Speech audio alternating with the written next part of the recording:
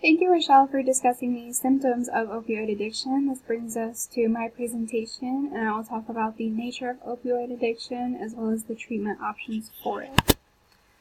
In this presentation, I will talk about the project itself, the value it has to me, my contribution and roles to the project, as well as how communication played a major factor in creating this project.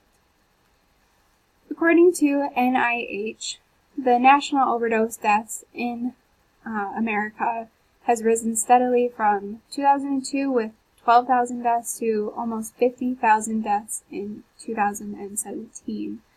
And it will just continue to grow from here unless a stop is put to it. Opioid addiction is usually caused by a dependence on prescription drugs, and this is prescription drugs that are prescribed, usually painkillers that are prescribed during back injury or knee surgery, something that causes a great deal of pain to a patient. They are prescribed opioids, and these opioids are very addictive and not always given at correct doses, and this causes the patient to become addicted and depend on these drugs. Because these drugs have a calming effect, they decrease all pain in the body and create a sense of euphoria that many people become addicted to. To break this addiction, many doctors prescribe other various medications like methadone, Subutex, and Vivitrol. Many people fear this use of treating opioid addiction because they feel that they're trading one pill for another or one addiction for another addiction.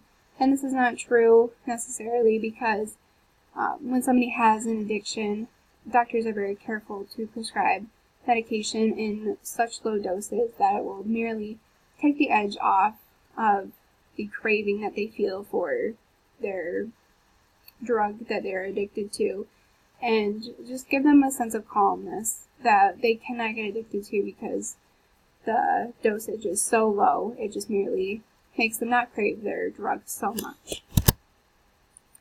This project was very valuable to me because my uncle was actually a drug addict. Many years ago, his wife divorced him, and he pretty much threw his life away with both hands and took up drugs. And he did many terrible things to actually get these drugs and acquire them. He stole from me and my sister when we were little kids. And he, just destroyed his life with it. I'm also a psychology major. I love everything to do with psychology.